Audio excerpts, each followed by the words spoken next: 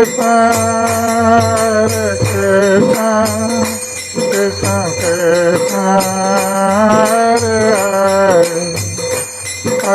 Rama, Rama Rama Rama, Hare Hare।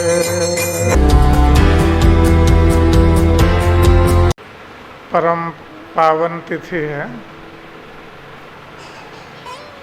इस अवसर पर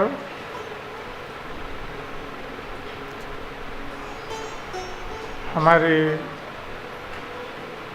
आराध्या श्रीमती राधा रानी का आविर्भाव हुआ था। तो इस आविर्भाव अवसर पर हम श्रीमती राधा रानी के संबंध में कुछ चर्चा करेंगे। किस प्रकार श्रीमती राधा रानी हमारे आध्यात्मिक जीवन में सबसे अधिक महत्व को धारण करती है, क्योंकि श्रीमती राधा रानी ही भगवान कृष्ण की सर्वश्रेष्ठ आराधिका है। अनवराधितो नूनं भगवान हरिश्वर। तो भगवान हरि कि जिन्होंने अनन्य रूप से आराधना की, इसलिए भगवान कृष्ण के आराधकों में सर्वश्रेष्ठा है। यद्यपि श्रीमती राधा रानी भगवान कृष्ण से अभिन्न है, फिर भी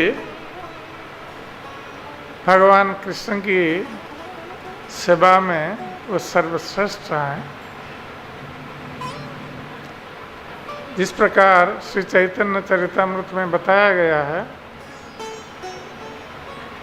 कि राधा कृष्ण एक आत्मा दुई देहधरी, अनन्य बिलसे रस आस्वादन करी। श्रीमती राधा रानी और श्री कृष्ण ये एक ही आत्मा है, केवल दो शरीर हैं, दो देह हैं, और ये दो देह धारण किए हुए हैं रस आस्वादन करने के लिए। इसलिए राधा और कृष्ण में कोई भिन्नता नहीं है। कि श्रीमती राधा रानी ये भौतिक संसार में लोगों के लिए एक प्रहेलिका के समान है, जिनको समझना सभी के लिए संभव पर नहीं है। साधारण रूप से लोग राधा कृष्ण की लीलाओं को भौतिक पुरुष और स्त्री की लीलाओं के साथ तुलना करते हैं, क्योंकि उनको कोई ज्ञान नहीं है कि भगवान कृष्ण कौन है और श्रीमती राधा रानी कौन है। ये भगवान कृष्ण को एक सामान्य मनुष्य समझते हैं और श्रीमती राधा रानी को एक सामान्य स्त्री समझते हैं, किंतु वस्तुतः भगवान कृष्ण जब इस भौतिक संसार में अवतरित होते हैं तो दिव्य स्वरूप में अवतरित होते हैं। जन्म कर्मं च मे दिव्यं एवं जो व्यति तत्वतः त्यक्ता देहं पुनर्जन्म नैति मामेति सर्जन। भगवान कृष्ण कहते हैं मेरा जन्म और कर्म दोनों दिव्य है। इसको जो तत्वतः जानता है इस भौतिक संसार से वो मुक्त होकर मेरे धाम को प्राप्त होता है।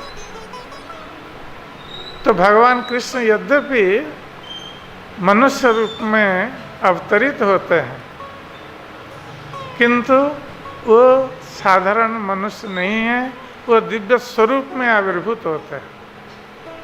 उसी प्रकार उनकी अंतरंगा आह्लादिनी शक्ति श्रीमती राधा रानी भी अपने दिव्य स्वरूप में आविर्भूत होती है। और उनकी लीलाओं को समझना ये भौतिकवादी लोगों के लिए एक प्रहेलिका के समान है। वो समझ नहीं सकते क्योंकि उनका ज्ञान इस भौतिक जगत तक सीमित है। तो जिस प्रकार भौतिक जगत में हमारा संबंध ये काम पर आधारित होता है। काम का अर्थ है आत्मेंद्रिय प्रीतिवंश। अपनी इंद्रियों की प्रीति के लिए हम जो कार्य करते हैं वो काम कहा जाता है। और भौतिक संसार में हर व्यक्ति अपनी इंद्रियों की प्रीति के लिए ही कार्य करता है। इसलिए भौतिक संसार में जिसको साधारण रूप से प्रेम कहा जाता है, वस्तुतः वो प्रेम नहीं है, काम है। वास्तविक प्रेम कृष्णेन्द्रिय प्रीतिवांछा धरे प्रेम नाम। भगवान कृष्ण की इंद्रियों की प्रसन्नता के लिए जो काम किया जाता है वही वस्तुतः प्रेम है।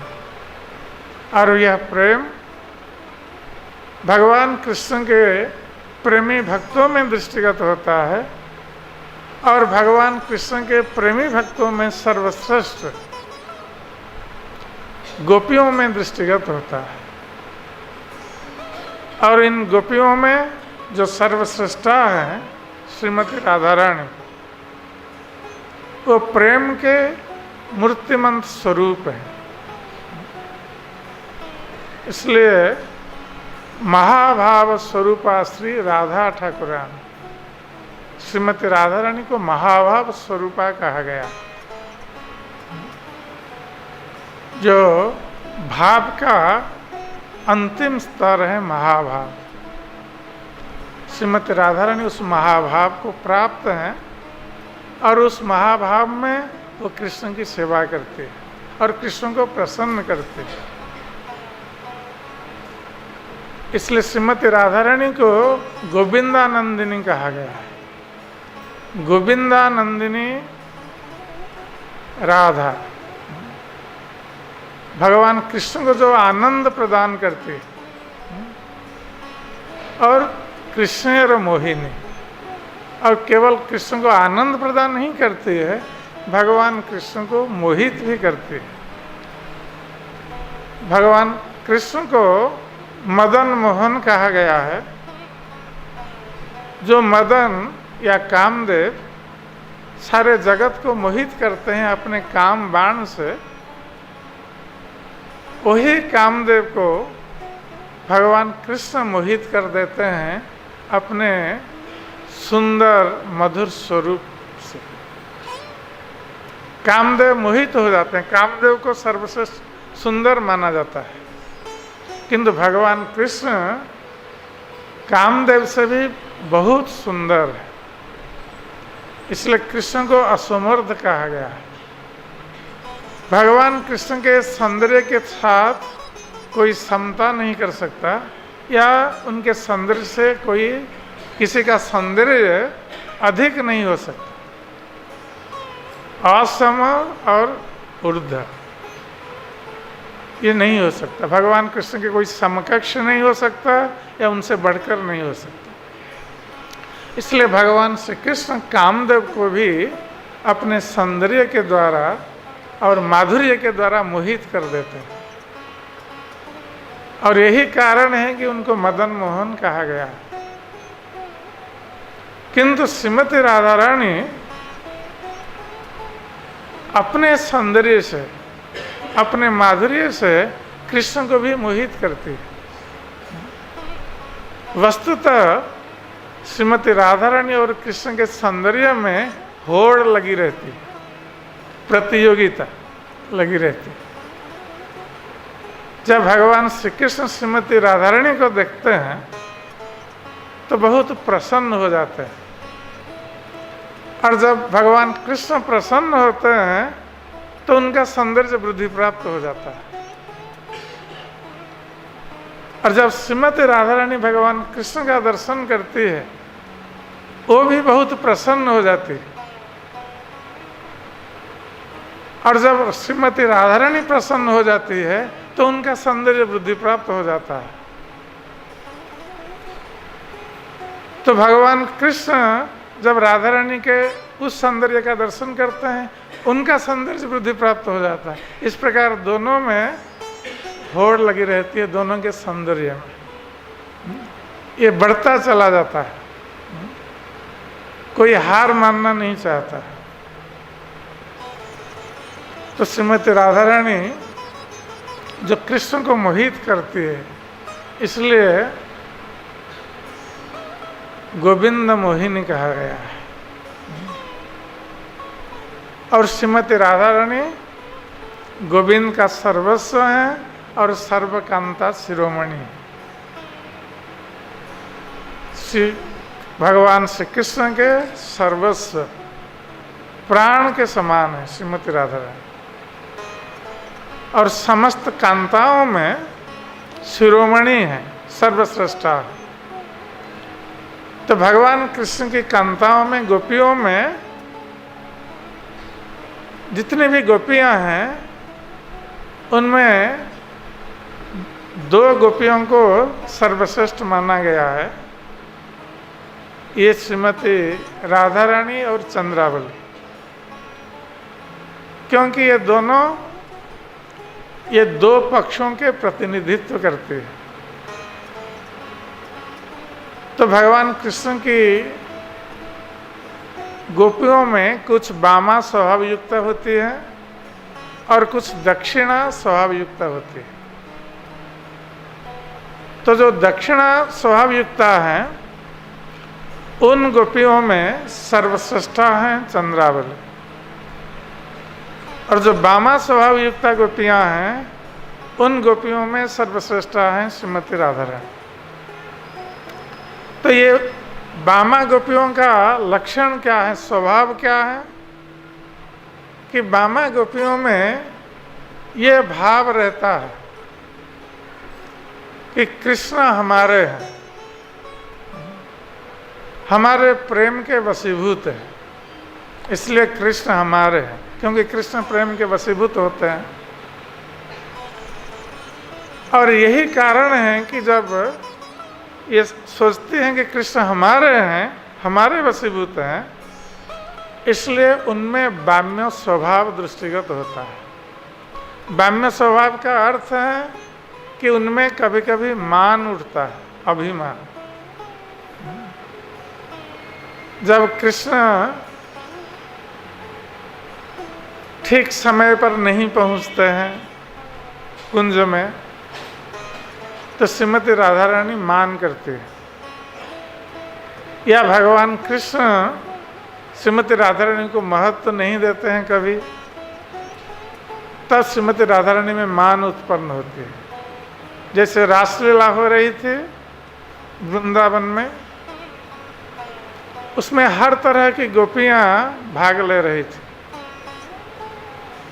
तो श्रीमती राधा रानी ने सोचा कि यहाँ हर तरह की गोपियां हैं और हर गोपी के साथ भगवान कृष्ण नृत्य कर रहे हैं रासलीला में, तो इसमें श्रीमती राधा रानी की कोई श्रेष्ठता प्रतिपादित नहीं होती।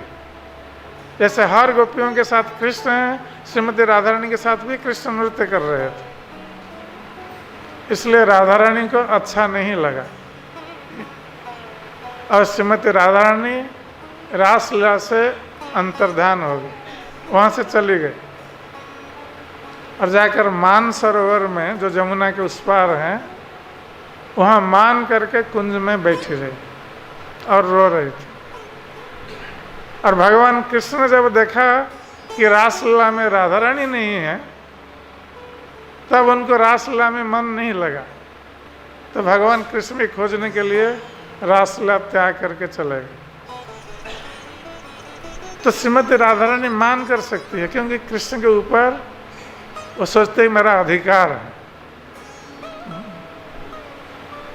इसलिए वो मान कर सकती है और वो जानती है कि कृष्ण हमें कभी त्याग नहीं कर सकता। किंतु जो दक्षिण स्वभाव वाली गोपियां होती है तो वे सोचते हैं कि हम कृष्ण के हैं, यही अंतर है। वाम स्वभाव वाली गोपियां सोचती हैं कृष्ण हमारे हैं, और दक्षिण स्वभाव वाली गोपियां सोचती हैं कि हम कृष्ण के हैं।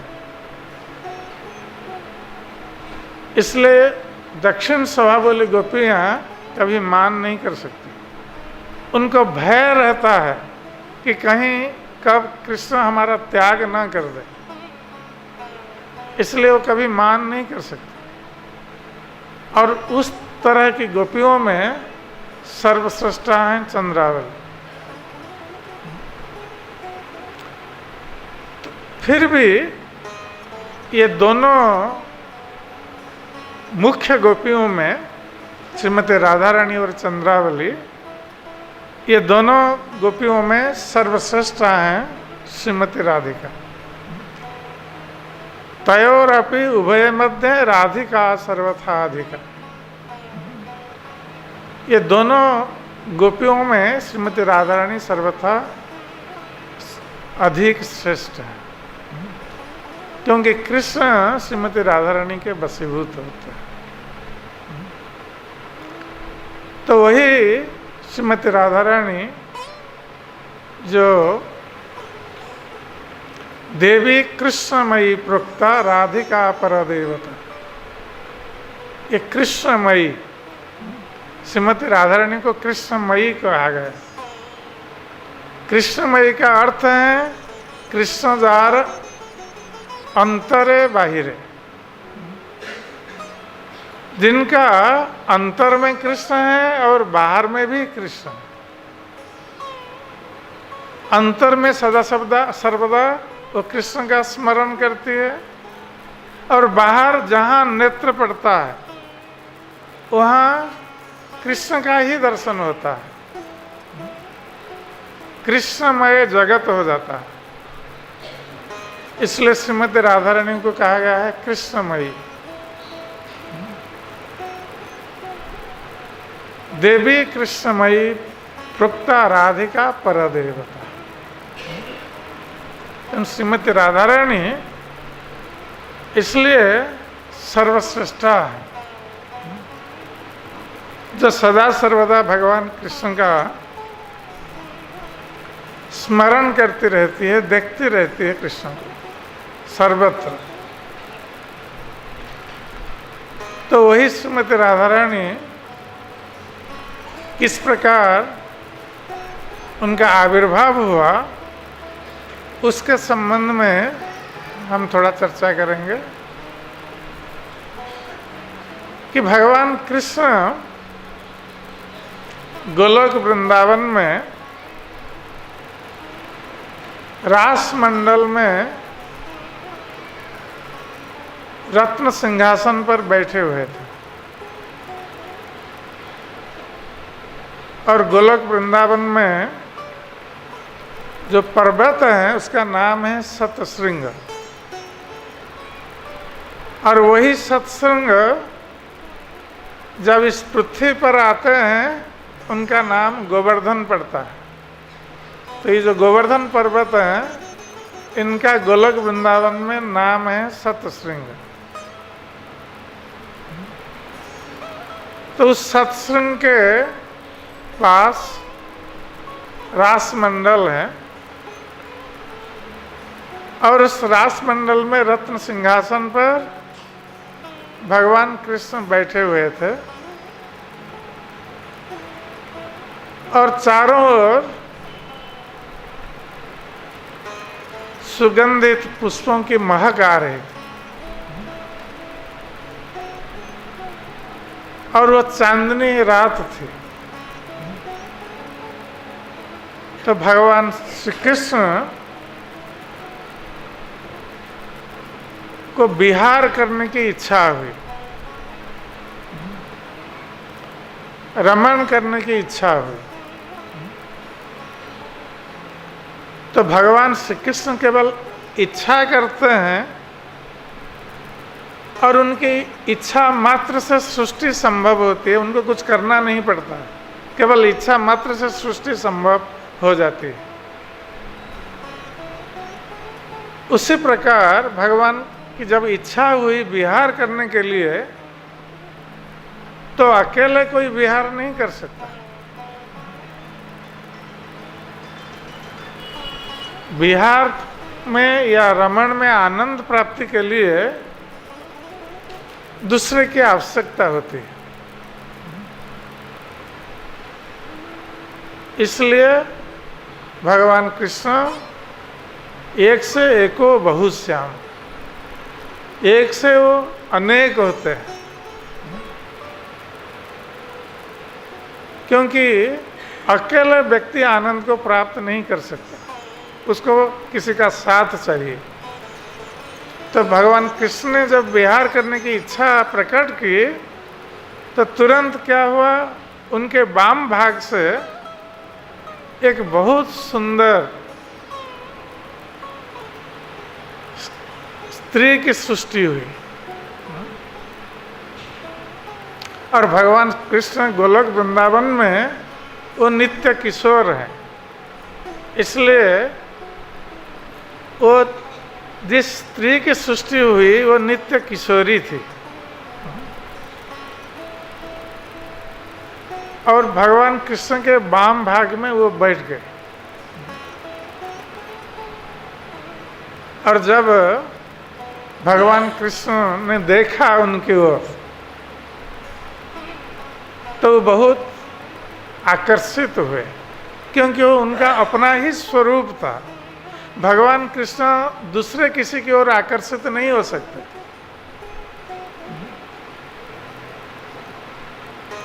इसलिए श्रीमती राधा रानी जो नित्य किशोरी हैं और भगवान कृष्ण का अपना स्वरूप ही है, तो भगवान कृष्ण का उनके प्रति आकर्षित होना स्वाभाविक था।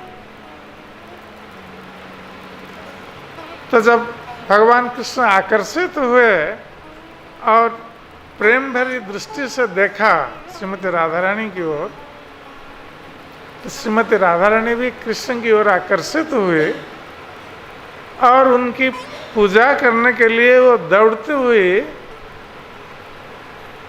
वन से फूल लाने के लिए गए।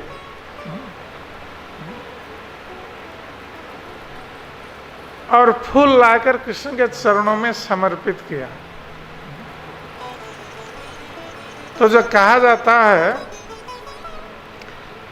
कि श्रीमती राधा रानी का नाम कैसे पड़ा, ये एक कारण बताया गया। रास मंडल, क्योंकि रास मंडल में ये घटना घटित हो रही थी।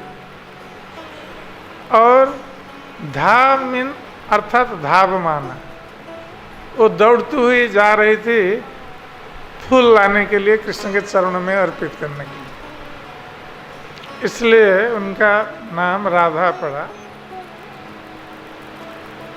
और राधा नाम के और भी कई कारण हैं, हम बाद में चर्चा करेंगे।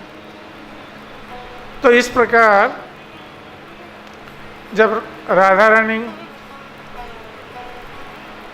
की सृष्टि हुई भगवान कृष्ण के वाम भाग से, तो दोनों ने रास मंडल में विहार किया।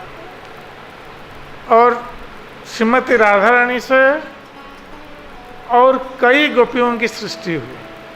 ये जितनी नित्य सिद्धा गोपियां हैं, ये सब राधा रानी के विस्तार रूप ही है। भगवान कृष्ण को आनंद प्रदान करने के लिए ये गोपियों की सृष्टि हुई है। बहु कांता बिना नहे रसेर विलास, अनेक कांता के बिना रस में उल्लास या आनंद नहीं आ सकता। इसलिए भगवान श्री कृष्ण ने बहुत सारी गोपियों की सृष्टि की राधा रानी के माध्यम से। अपने शरीर से राधा रानी की सृष्टि की और राधा रानी से बहुत सारी गोपियों की सृष्टि हुई। ये सब नित्य सिद्धा गोपियाँ हैं। और भगवान कृष्ण जब इस भूमंडल पर आए तो श्रीमती राधा रानी के साथ ये गोपियाँ भी आई थी गोलोक वृंदावन से। ये कोई भौतिक जगत की स्त्रियाँ नहीं हैं।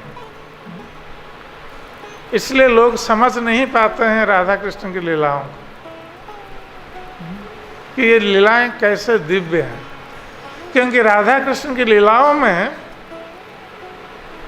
कोई दैहिक भोग संबंध नहीं है। वस्तुतः जब तक व्यक्ति यौन कामना से मुक्त नहीं होगा तब तक वो राधा कृष्ण की लीला में प्रवेश नहीं कर सकते,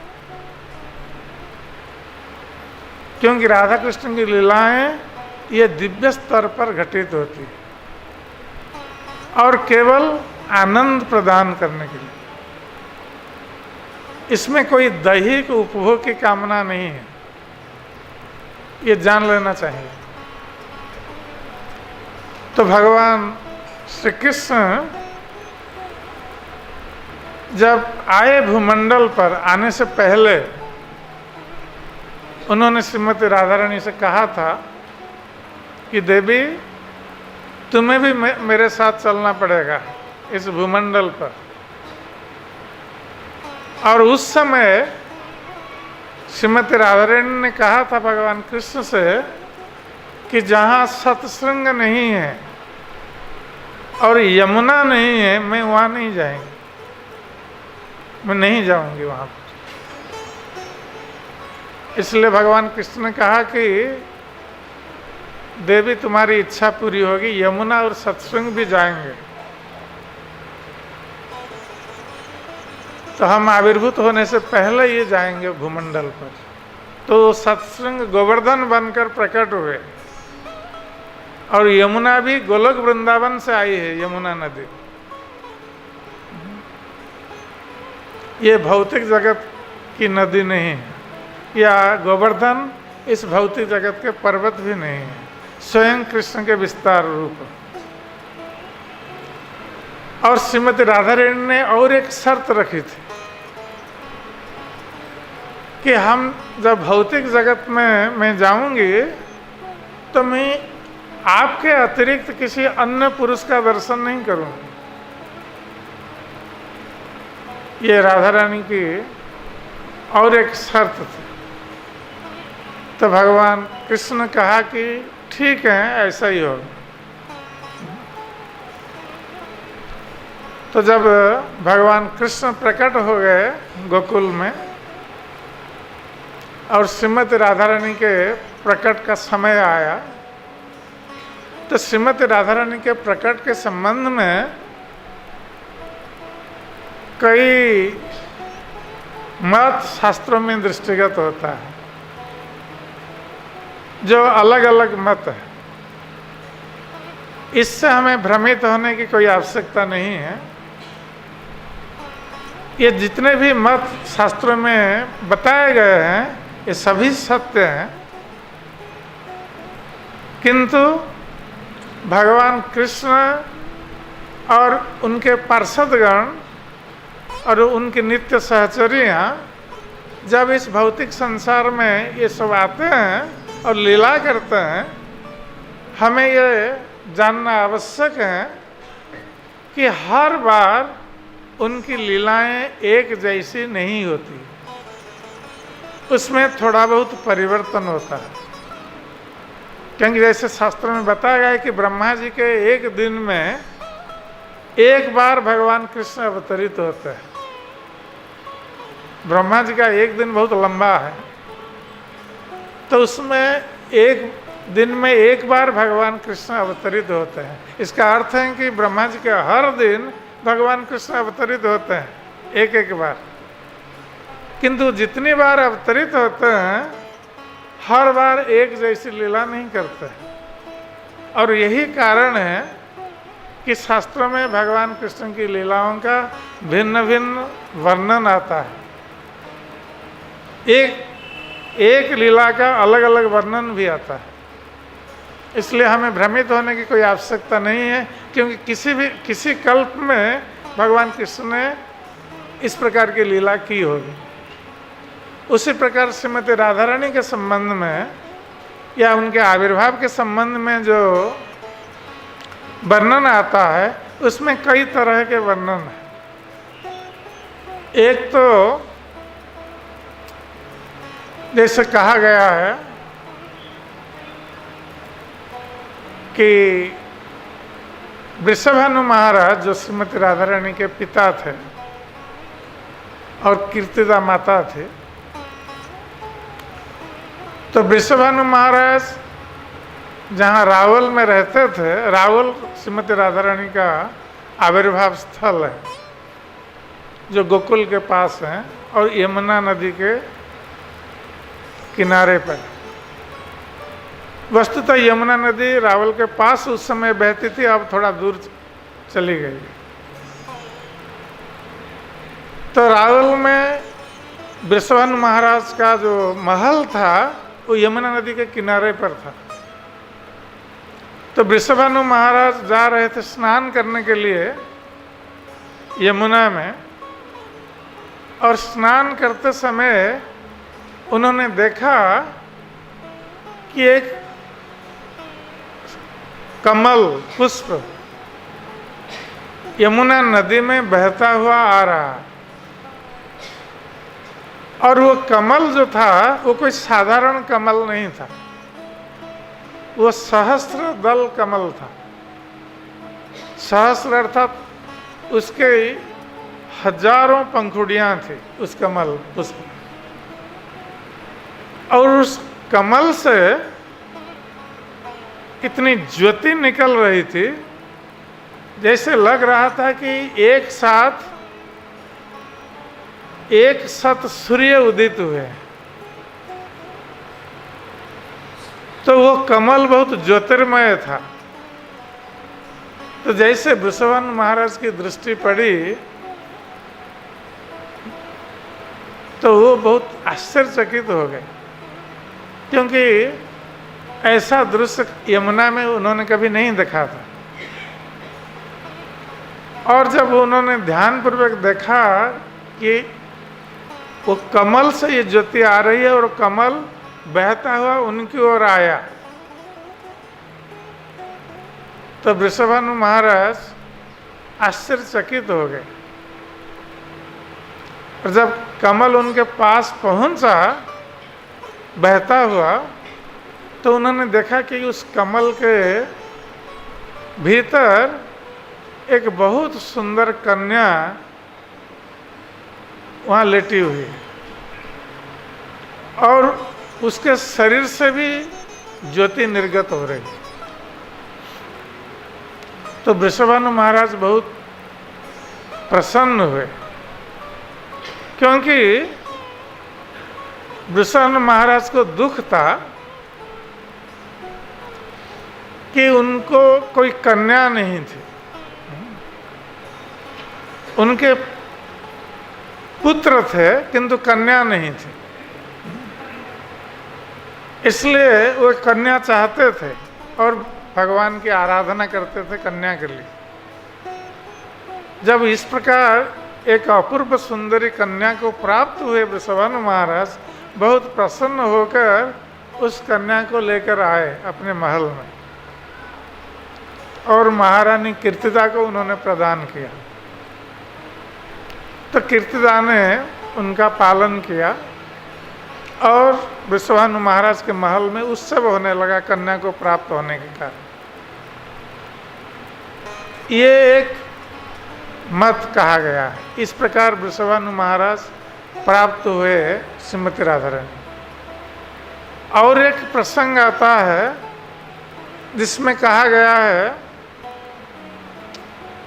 कि वृषभानु महाराज पूर्व जन्म में वो स्वयं सूर्यदेव थे, भानु। और सूर्यदेव भगवान की आराधना करते थे गोलकेश्वरी श्रीमती राधा रानी को कन्या के रूप में प्राप्त होने के लिए। तो पिछले जन्म में उन्होंने आराधना की थी राधा रानी को अपनी कन्या के रूप में प्राप्त होने के लिए, तो वही सूर्यदेव वृषभानु महाराज के रूप में प्रकट हुए और उनकी पत्नी का नाम था कीर्तिदा। तो दोनों भगवान की आराधना कर रहे थे कन्या संतान को प्राप्त होने के लिए, और बहुत सारे यज्ञ अनुष्ठान आदि करने के उपरांत भी वो संतान को प्राप्त नहीं हुए। ऐसा कहा जाता है कि वृषभानु महाराज ने 100 से अधिक राजस्व यज्ञ का अनुष्ठान किया था। तो अंत में कीर्तिदा ने कहा कि आप कात्यायनी देवी की उपासना कीजिए, कात्यायनी देवी के कृपा से हम संतान को प्राप्त हो सकते हैं। तो वृषभानु महाराज उपवास करके गोवर्धन के पास यमुना के तट पर कात्यायनी देवी की आराधना कर रहे थे। तो कात्यायनी देवी ने वृषभानु महाराज से कहा कि वत्स, तुम्हारा कर्ण जब तक हरिनाम से शुद्ध नहीं होता है तब तक कोई भी मंत्र का फल तुम प्राप्त नहीं करोगे। इसलिए पहले उपयुक्त विधि से हरिनाम को प्राप्त करो। तो वृषभानु महाराज क्रतु मुनि के आश्रम में गए और उनसे ये हरिनाम को प्राप्त किया, जो हरे कृष्ण महामंत्र, ये हरे कृष्ण महामंत्र को वृषभानु महाराज ने प्राप्त किया क्रतु मुनि से। और उसके पश्चात जब पुनः वो कात्यायनी देवी की पूजा में उनको प्रसन्न करने के लिए लगे रहे, तब कात्यायनी देवी प्रकट होकर उनको एक अंडाकृति, अंडे के समान एक छोटा सा बक्सा दिया था जिससे ज्योति निकल रही थी।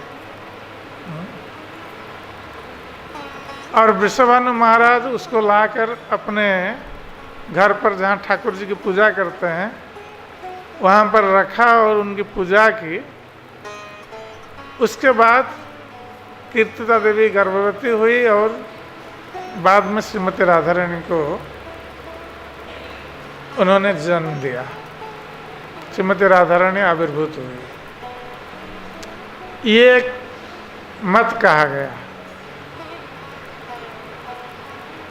और तीसरा मत जो है श्रीमती राधा रानी के आविर्भाव के संबंध में, ये श्री रूप गोस्वामी के द्वारा उनके ललित माधव नाटक में दिया गया है,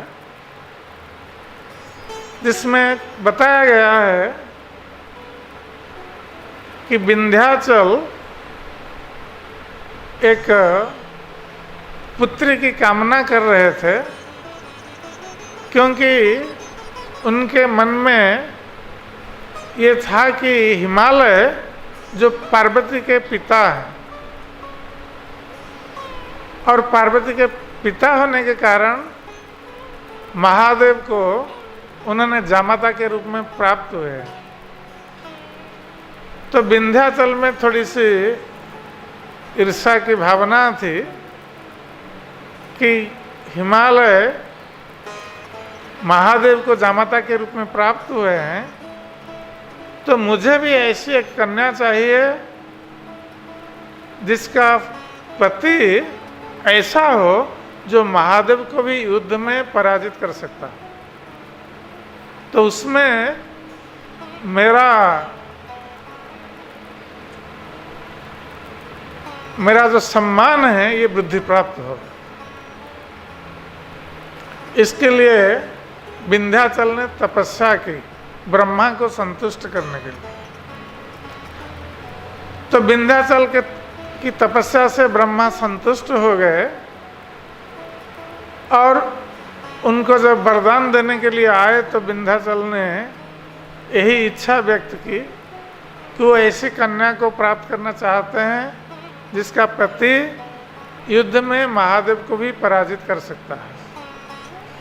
तो ब्रह्मा जी ने तो तथास्तु कह दिया, किंतु बाद में ब्रह्मा जी सोचने लगे कि मैंने तो तथास्तु कह दिया, किंतु ऐसा कौन सा व्यक्ति है जो महादेव को युद्ध में पराजित कर सकता है। इसलिए ब्रह्मा जी ने सोचा कि महादेव जी को युद्ध में केवल भगवान ही पराजित कर सकते हैं, और भगवान कृष्ण की प्रेयसी यदि विंध्याचल की कन्या के रूप में उत्पन्न होती है तब जाकर मेरा वरदान सत्य हो सकता है। किंतु भगवान कृष्ण की प्रेयसी श्रीमती राधा रानी जो गोलकेश्वरी है वो ब्रह्मा जी की इच्छा से प्रकट नहीं हो सकती। ब्रह्मा जी उनको आदेश नहीं दे सकते, किंतु ब्रह्मा जी ने तथास्तु कह दिया है। तो ब्रह्मा जी सोच रहे थे कि मेरा वरदान कैसे सफल होगा। तो ब्रह्मा जी स्वयं तपस्या में बैठे और किसको संतुष्ट करने के लिए तपस्या में बैठे? श्रीमती राधा रानी। क्योंकि जब श्रीमती राधा रानी संतुष्ट नहीं होगी तब तक ब्रह्मा जी का वरदान सफल नहीं हो सकता। तो जब श्रीमती राधा रानी संतुष्ट हुई ब्रह्मा जी के तपस्या से और ब्रह्मा जी ने अपनी इच्छा व्यक्त की तो श्रीमती राधा रानी राजी हुई। तब वो विंध्याचल की कन्या के रूप में प्रकट हुई। तो श्रीमती राधा रानी और चंद्रावली दोनों ही प्रकट हुई थी विंध्याचल की कन्या के रूप में। और जब दोनों कन्याओं का संस्कार चल रहा था, जन्म संस्कार, तो एक ब्राह्मण जन्म संस्कार कर रहा था। तो उसी समय पुतना राक्षसी जो कंस के आदेश से वो घूम रही थी, क्योंकि हम लोग जानते हैं कि किस प्रकार दुर्गा ने कंस को बता दिया था कि तुम्हारा मारने वाला अन्यत्र जन्म ले चुका है और इसके पश्चात अष्ट देवियाँ यहाँ पर प्रकट होंगी अतिशीघ्र, और जो उन देवियों को विवाह करेगा वो राजेंद्र बनेगा, उसको कोई युद्ध में पराजित नहीं कर सकता। इसलिए कंस ने आदेश दिया था पुतना को कि जितने बच्चे उत्पन्न हुए हैं उसमें जितने पुत्र हैं उनको मार देना, जो कन्याएं हैं उनको मेरे पास ले आना। कंस ने ऐसा आदेश दिया था। तो पुतना ने जब देखा कि ये दोनों कन्याओं का संस्कार हो रहा है, विंध्याचल कर रहा है, तो पुतना वो आकाश में उड़कर भ्रमण कर रही थी। तो आकाश से देखा तो तुरंत जाकर दोनों कन्याओं को उठा लिया। और विंध्याचल ने जब देखा पुतना ने दोनों कन्याओं को उठा लिया है तो ब्राह्मण से कहा कि कुछ मंत्र पढ़ो और इस राक्षसी का वध कर दो, ये कन्या को हमारा लेकर जा रही है। तो उस ब्राह्मण ने मंत्र पढ़ा, जिसके कारण मंत्र के प्रभाव से पुतना का बल कम होता गया और पुतना जो दो कन्याओं को लेकर जा रही थी, एक कन्या को तो विदर्भ में वो फेंक दिया क्योंकि वो धारण करने में समर्थ नहीं हुई, और एक कन्या को इस ब्रजमंडल में जो श्रीमती राधा रानी थी और पौर्णमासी देवी उस कन्या को प्राप्त करके राधा रानी की नानी मुखरा को उन्होंने प्रदान किया था और कहा था कि ये कीर्तिदा की पुत्री है, क्योंकि राधा रानी नित्य कीर्तिदा की कन्या है, कीर्तिदा उनकी नित्य माता है। तो जब विंध्याचल की पुत्री के रूप में वो उत्पन्न हुई, वस्तुतः पहले वो कीर्तिदा के गर्भ में आई और कीर्तिदा का गर्भपात हो गया और श्रीमती राधा रानी विंध्याचल की पत्नी के गर्भ में चली गई। इस प्रकार उनका जन्म हुआ। तो इसलिए पौर्णमासी देवी ने कहा था मुखरा से, ये कीर्तिदा की ही पुत्री है, इसका यत्न पूर्वक पालन करना। तो मुखरा ने श्रीमती राधा रानी को लेकर कीर्तिदा को प्रदान की। तो इस प्रकार श्रीमती राधा रानी रावल में उत्पन्न हुई और जब इतनी सुंदर कन्या थी, किंतु सभी लोग तो बहुत प्रसन्न थे कन्या को देखकर और उसके शरीर से ज्योति निकल रही थी। तो सारे ब्रजवासी आकर कन्या को देखकर बहुत हर्षित हुए और रावल में उत्सव होने लगा, कन्या के आविर्भाव उत्सव। किंतु जब पहले तो उत्सव होने लगा और नंद महाराज भी आए थे माता यशोदा को साथ लेकर, और माता यशोदा और रोहिणी देवी भी आई थी। तो जब वो निकले रावल आने के लिए, तो भगवान कृष्ण भी साथ में आए थे। तो यहाँ विश्वभानु महाराज के घर में बहुत बड़ा उत्सव चल रहा था, कन्या का जन्मोत्सव। किंतु जब किसी ने देखा कि कन्या की आंख बंद है, वो आंख नहीं खोल रही, और ये संवाद प्रचारित हो गया, तो जो उत्सव चल रहा था, तो मन में सभी का दुख हो गया कि इतनी सुंदर कन्या है, उसकी आंख नहीं खुल रही है। तो इसी के बीच भगवान श्री कृष्ण चले गए जहाँ श्रीमती राधा रानी पलने में सोई हुई थी, लेटी हुई। और जब भगवान कृष्ण के शरीर की सुगंध श्रीमती राधा रानी के नासिका में पहुंची, तो श्रीमती राधा रानी समझ गई कि ये मेरे प्रियतम के शरीर की सुगंध है। तो वो जान गई कि भगवान कृष्ण यहाँ उपस्थित है, और भगवान कृष्ण ने जाकर श्रीमती राधा रानी को जो पलने में लेटी हुई थी उनका स्पर्श किया। उनका स्पर्श प्राप्त होते ही श्रीमती राधा रानी ने आंख खोल दी। जय श्रीमती राधा रानी की जय, श्री श्याम सुंदर की। तो श्रीमती राधा रानी अपने प्राण प्रिय श्याम सुंदर का दर्शन करती है, और इस प्रकार इस भौतिक जगत में जो पहला दर्शन हुआ था श्याम सुंदर का, वही श्याम सुंदर का रूप श्रीमती राधा रानी की आंखों में सदा के लिए रह गया, और किसी का वो दर्शन नहीं कर रही थी। जहाँ उनका नेत्र पड़ रही थी उसमें अपने श्याम सुंदर का दर्शन कर रही थी। इस प्रकार श्रीमती राधा रानी जो कृष्णगत प्राणा थे, तो इस प्रकार उनका आविर्भाव और प्रथम दर्शन भगवान कृष्ण का हुआ, जो गोकुल में रावल में।